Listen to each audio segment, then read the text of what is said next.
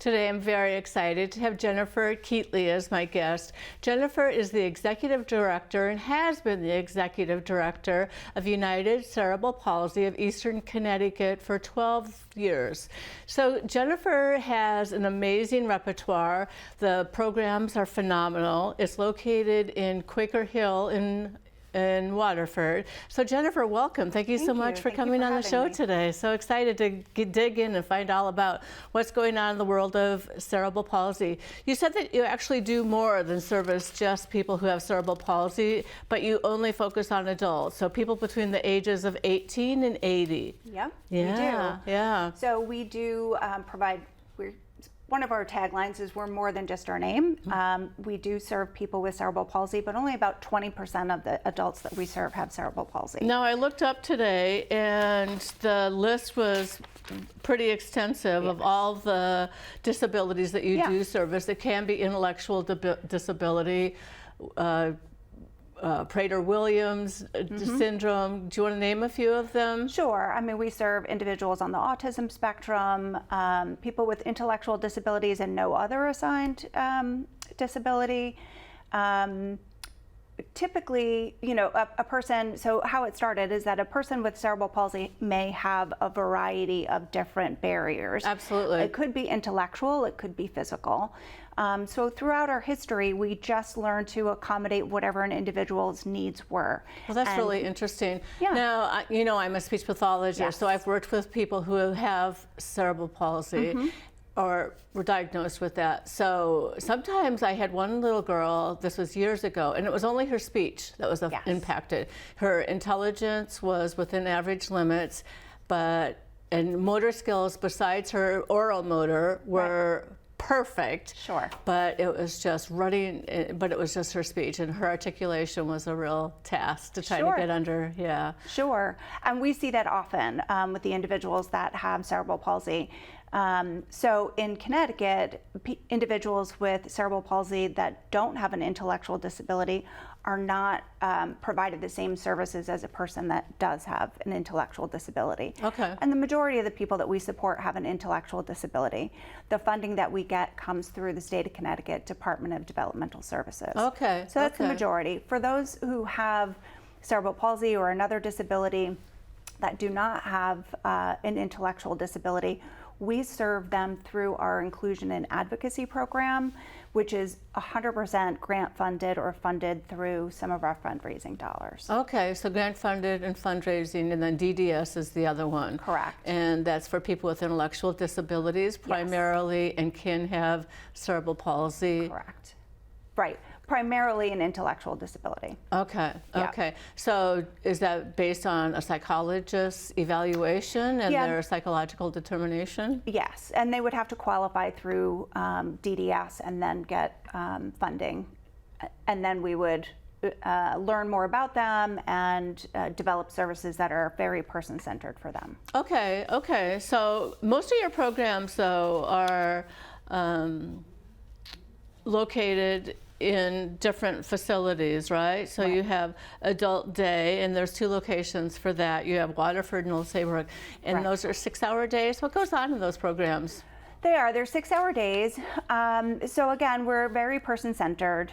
We focus on making sure that their personal care needs are met, but then of importance is how they spend time with one another, their peers in the program, and then how they interact with the community. So we have an individual that likes to, say, go to museums. So we'll focus on what museums are around and try to get her out to do that. Oh, sweet. We have another individual who loves music. particularly she loves Elvis. So, you know, we'll look to engage her, and she doesn't really like to access the community all that much.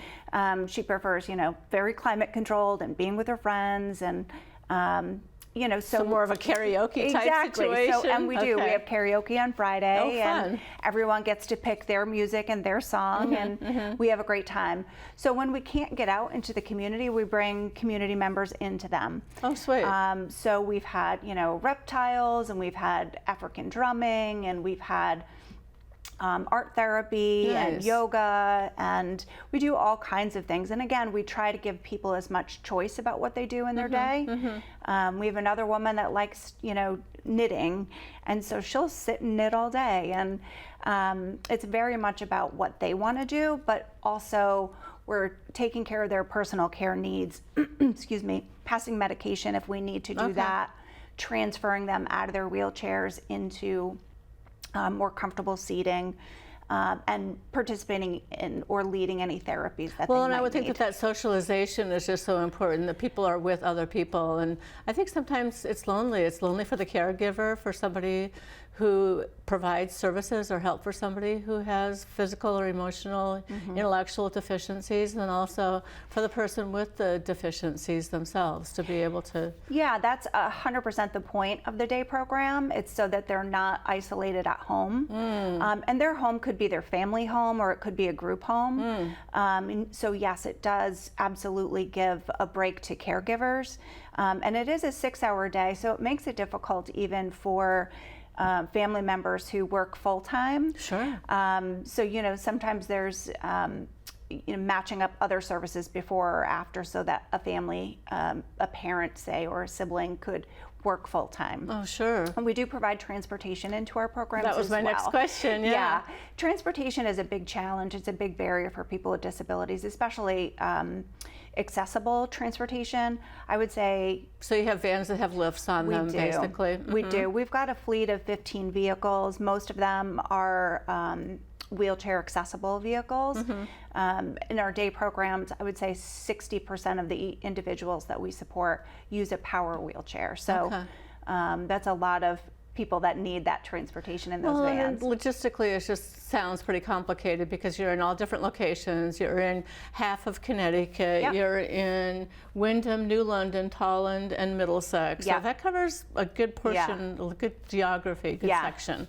We transport people from as far as, I think, Putnam right now, to our Quaker Hill location, East Haddam to Old Saybrook, and West Haven to Old Saybrook. So that's our transportation. So do you have a number of vendors, or location. do you actually have the vehicles that you own yourself? Yep, we own the vehicles, and our staff are the drivers. Wow. Yes. Okay. That's a lot to manage. They have a lot of, you know, it's difficult to be a direct support staff in this field, and we really value our staff members because they do provide everything from transportation to personal care to being a mentor and a, you know, an advocate. An advocate, and then also keeping their spirits up. And Yeah. I'm sure that you find yourself supporting them too, because they're needy themselves, because they get exhausted.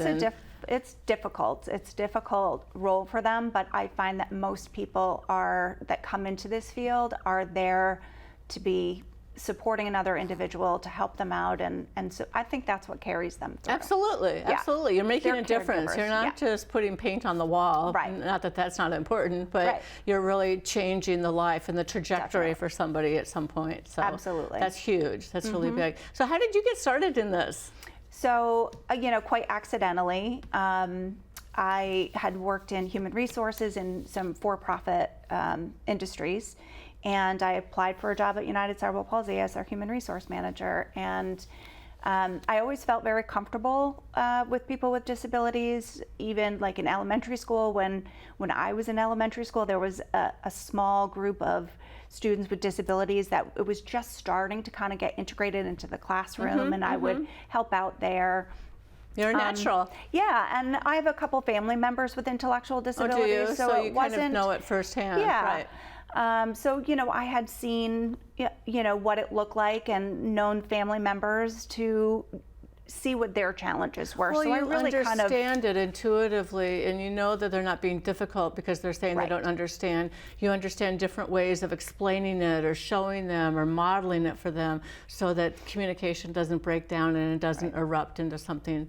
So kudos to you for taking your skill set and moving it into a position where it's so impactful. It's been very rewarding. There's not a day that doesn't go by that I'm not, you know, completely changed by an individual and their successes, or even when, you know, some of the folks have bad days, you know, to see what our staff can do to help turn them around. It's amazing, isn't it? Because there are some definitely gifted people who work with people who have special needs. Definitely. Absolutely. Yeah.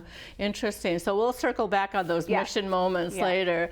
So UCP is known for empowering people with disabilities, life without limits. What do we mean by that? You know, it is aspirational because, you know, we all have limits. Of course. However, we'd like to remove those barriers to give those people the possibility. Of course you do. If we don't aspire to something, then what do we have to look forward to? So that it is aspirational. We aim to remove barriers. Whether a person puts those barriers on themselves because they don't know that they should expect more, or whether those barriers are societal imposed, or it's, you know, their own limitations. Well, and there's stigmas, I think, associated with somebody in a wheelchair. So all of a sudden you see somebody who cannot walk independently and you think, oh, what's going on? You know, you just look at them a little bit differently. And I know that's from personal experience because I tried the Little Rascals at the grocery store once, and people are definitely taking a second look at me. I'll tell you a quick story about that. So we have an employee who does not have an intellectual disability. She does have cerebral palsy and she uses a wheelchair. And she takes the bus to and from home every day. And the bus stops in front of her office. And we had a community member call and say that we leave our clients at the curb. And I'm like, well, she's an employee. She's not an individual that we support. Because she uses a wheelchair doesn't mean that she can't access the bus by herself or that she's being neglected. I know. There's certain assumptions that come with certain... Exactly. It's funny though. So employment and independence are key goals for many individuals. And then let's talk about your employment project search program. I'm really excited to hear about that. Yeah. So Project Search is an international program, actually. It started at Cincinnati Children's Hospital by a nurse who saw that they had a need for help in the hospital in a variety of different departments, but also she knew students, particularly young people with disabilities, that needed jobs. And she thought, well, why can't we do both? You know, we can fill some of our job openings and we can train people. Historically, people with disabilities are underemployed. About 80% are underemployed or unemployed, which is really sad. Really sad statistic. Because they're other able. My friend Chris Burbank, I don't know if you know Chris or not, she's written a book and it's called Another Normal, Embracing Another Normal, and she talks about other normal and other able. So I think we have to think of not disabled, but other capabilities. Correct. I like that approach. That's a great way to look at it. So we adopted this Project Search program in collaboration with the Department of Developmental Services, and then we looked for partners. And this year, our partner, and next year as well, is Bacchus Hospital. Lovely. A part of the Hartford healthcare system. Nice. And we had 4 interns that just graduated in May. And how long was their internship? Was it for the entire school year? It is. It's a 9-month internship. They do 3 rotations. They have mentors at each of their rotation sites, and those mentors are typical peers in their in that department. Perfect. Yes. And typical peers about the same age, or? Well, you know, a workforce has a wide variety of age. I'm just curious. So some they could be And oftentimes it's a supervisor that is also the mentor, but sometimes it's a typical peer. So somebody who's vested in their success, though, Yes. and wants to teach them the ropes so that they know how to get to where they want to be. Exactly. And I think the beauty of the rotations is that they have to do 3 rotations so that they can get exposed to multiple different opportunities, as well as learn different skill sets, including dealing with other employees at the site or patients that come through the hospital or other procedures and policies. And so it's really giving them a very broad employment skill building time. And then at the end of the 3 rotations, the hope is that they'll get either a job offer from the hospital, not a guarantee, and they may decide that's not the environment for them, but that they will have the skills to become employable. So, and by employable, I mean competitively employed. So they work alongside their peers at the same rate of pay. That's really amazing. Yes. And that's just such a success story. Yes. You must be so proud of that. So that's 4 interns that were about, were they 22, 23-year-olds? Yes, under the age of 30, between 22 and 30. So it's a fairly new program, and we opened it up to a wider age range because there's still quite a few people struggling to find employment. And by offering this as a 9-month option for them, although it's an internship and it is unpaid, it does lead to competitive employment. It has great outcomes. That's like great. 85% get employed within 6 months. So those are the ones who are aging out of high school experiences. Okay. It's a great opportunity for somebody who's just aging out of high school. It's a nice transition. They're already kind of in a schedule similar to school, so they're used to that format. And then at the same time, they're being exposed to, professional work settings. Lovely. Now, the transportation piece would be my next question. How does that person get maybe from Middletown up to Norwich? So that's one of the requirements of the program, is they need to be able to figure that out, because the long-term strategy for them is going to be, how are you going to get to work? Absolutely. So we call it travel training.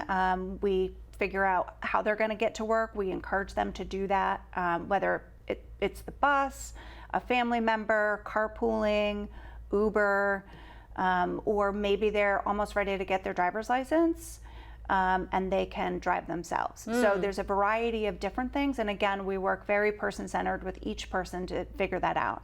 And it's really a team approach. Their family members are a big part of that, because without the family member support, 100% for them to get employment and find transportation, that's that's a huge part of their success. Okay, that's great. Okay, so tell me a little bit about your assistive technology, because I am fascinated by all the work that you do, and I can see your eyes light up like you love your AT, the assistive technology. Yeah, we do. Our assistive technology program really started kind of accidentally. We used to provide some therapies to children, very small children, a long time ago. And so we had these kind of toys that we had adapted for them. And then, someone said, well, when I was 8, you gave me this toy, but now I'm 15 and I need a phone. Like, I need to text my friends. Right. So we actually started assistive technology with a particular woman who was nonverbal, but the iPod Touch came out, and she was able to text with the iPod Touch. Nice. So we started there, and then we just became aware and started researching, and one of our staff members got really excited about it, and she went and became a certified assistive technology specialist.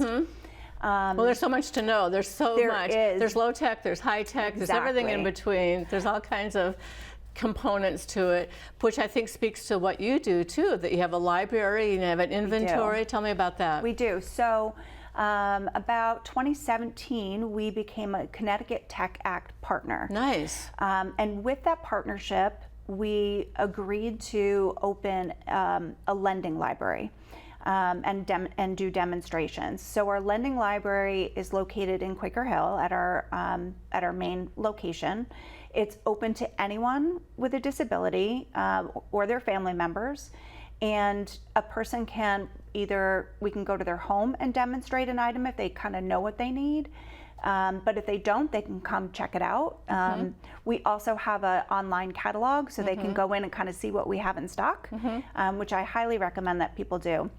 So it's everything, as you say, from low tech to high tech. So we have things like switches or, just like hello. Exactly. Thank you. Right, so they can make choices. It helps them do that, or operate a toy if they want to do that. Switch.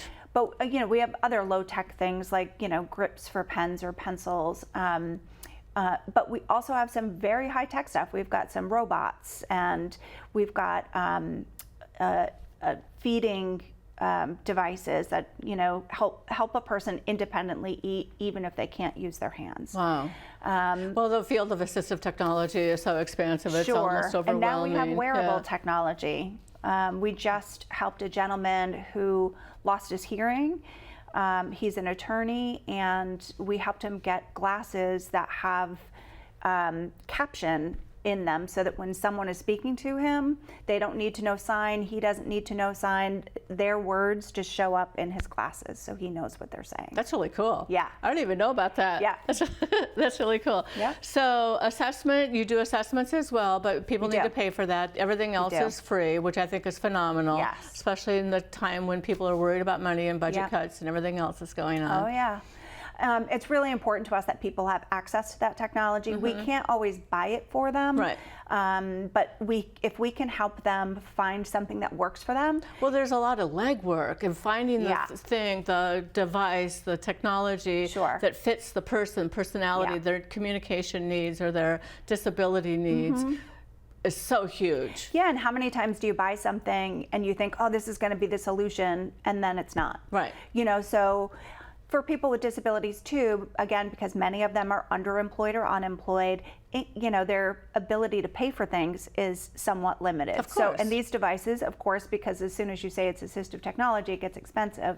So we want to make it affordable for people as well. Absolutely. So if we can help them find the right device that they can later purchase, it can help them stop, abandoning so many tools and resources and losing their money on it. Well, again, it's all about connection and communication and being part of a social unit and not being alone and not being isolated and having your barriers diminished and not heightened. And smart home technology helps people stay connected today more than ever. I don't know what that is. Smart home technology is everything from a Ring doorbell to cameras and biometric locks for doors. And we help people with those kind of things as well as wearables that can, take somebody's blood pressure or things like that. We even do some scales that, people can stand on, and it'll submit information to their doctor. Oh, wow. Yeah, so but even, the smart home technology where a family member can feel more comfortable leaving an individual home alone as they're, say, aging or they're recuperating, it can help them stay connected. I know that they open the door, or they, they lock the door, or they're home, and now you don't have to guess about those things. The technology can send you the information as a caregiver and say, oh, look, they did that. So smart. Yeah. Okay, so tell me about respite. Everyone needs a break once in a while. Respite is so important, especially if you are a caregiver, right? Yeah. You just need to say, I'll take a day to myself. Yeah. So we don't provide respite services, but we encourage family members to think about that in advance, and work with their teams on that, so that they can know that down the road maybe respite isn't even enough for them, and they may need to consider that the individual needs more long-term care. Okay. So it's more long-term planning, because if you have a child with cerebral palsy, then you might have that child through adulthood, and they don't really age out of your home or age out of your responsibility. They continue to require they do assistive technology, ambulatory assistance, feeding assistance, medical, blah, blah, blah. The list gets long. It does. So I think programs like Community First Choice have really helped prevent individuals from going into institutions or staying in institutions, right? Right. And so it helps them stay at home with their families and or caregivers. But one of the challenges there is, as family members age or they are no longer able to care for that person, that individual in the way that they used to. Right. Then it's very hard for them to find accessible, affordable homes. So, that's a challenge. It's a huge challenge. So tell me about the residential programs. You said that you go and you support in a couple of facilities. Yeah. And tell me about that. So some you agencies don't actually have any homes. Correct. You don't have homes, but you've got people. Right. So we don't have group homes. Our model has really always been to support people one-to-one and not in group settings as much as possible. And very much so in our in-home support program. So where a family member isn't able to support them or they are learning the skills to be independent in their own home, we go into their home. So it's not really respite because it's not giving the family members a break necessarily, but we are there to help them in their home. So let's say they need to do laundry and they don't know how to do it. We'll go in and help them do it. Can their mother or their sister or their father help them do that? Sure.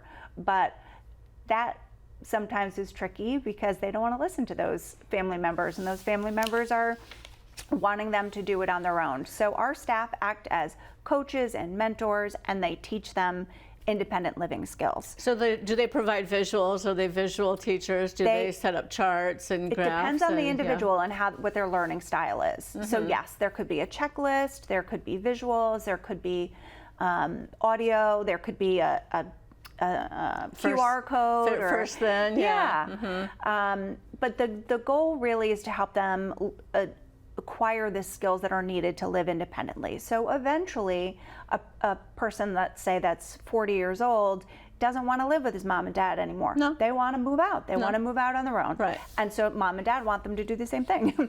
So we have a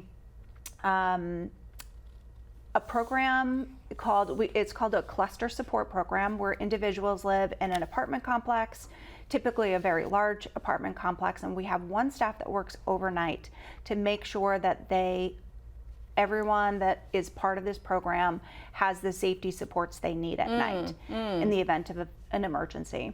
But the rest of our time with the individuals is spent bringing them out to the community, getting them grocery shopping, making sure they're getting all of their benefits like their rent subsidies or housing vouchers, their SNAP benefits, making sure they're connected to their medical providers, overseeing their health in general, providing them with some nursing supports if they need that. So it's really a lifeline for them and someone to look out for their whole person needs, even though they may be living alone and independently and very capable of doing that. Okay. Yeah. So how can businesses, schools, everyday citizens become better allies for you? What can we do? How can we support you? I think it's important for businesses, if they have jobs, to be open to the possibility that a person with disabilities can work for them. That would be great. Well, I'm always so impressed when I go to a local store and there's somebody who has disabilities and is doing a beautiful job. Yeah. They're there working, they're doing it. It's good business. And a lot of employees have disabilities of different kinds. So sometimes you don't even know if they have one. They're not all visible. They're not all visible, exactly. So those are important things.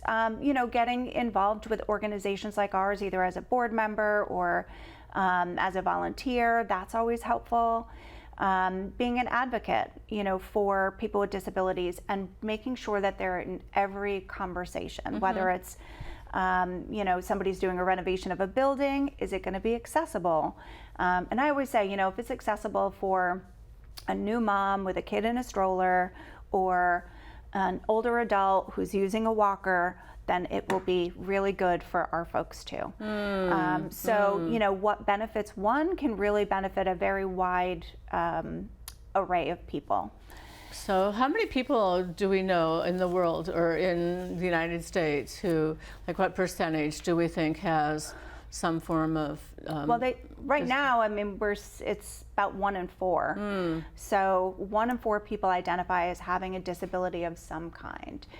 It could be cognitive, it could be physical, it could be due to aging, it could be acquired through an accident or an injury or an illness. Or you could be born with it. Right. So 1 in 4, that's pretty high numbers. Yeah, it is. So how are we doing on time? We're almost running out. So advocacy is part of UCP's mission. Disability rights can be politically sidelined. Do you ever feel that people with disabilities are being left out of larger conversations around equity and inclusion? Yeah, unfortunately, I do see that quite a bit. We spend a lot of time with the individuals to encourage them to be self-advocates, but where people don't feel comfortable with that or where they don't have access to it, we are happy to be an advocate for them. You know, ways that people can help improve that and the ways that we can change that are, again, you know, through some policy changes.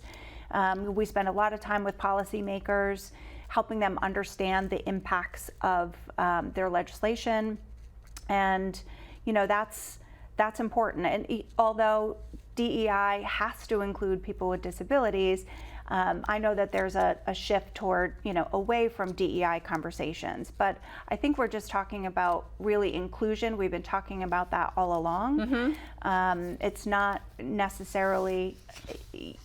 It's just a matter of making sure that every person is heard, and every person is included in all conversations that have to do with how we live in society, how we work in society, and our health. Right. It makes such a difference. We all have the same needs. We all have the same wants. We all have the same. We need health. We need shelter. We need family. We need friends. Right. We all need that. So if we can provide that. Are there any stories that you'd like to share before we close out? Sure. So I mentioned the Project Search program, which is really exciting. So we had a gentleman just this past term, and he was so excited to go. He didn't want to do the 3 rotations. He only wanted to do 1. The very first one he got in was very exciting. He loved it. He was stuck. He loved it. And so he was helping in patient transport, and he really wanted a job at the hospital. At the end, after doing patient transport and then working in food service and then working in you know, the visitor check-in area, he was like, no, this is what I really want. And he had never had a job before. His parents. How old was he? He's 23. Nice. His parents thought, you know, they had hope that he would get a job, but they were not certain. You know, not certain. Nothing is certain.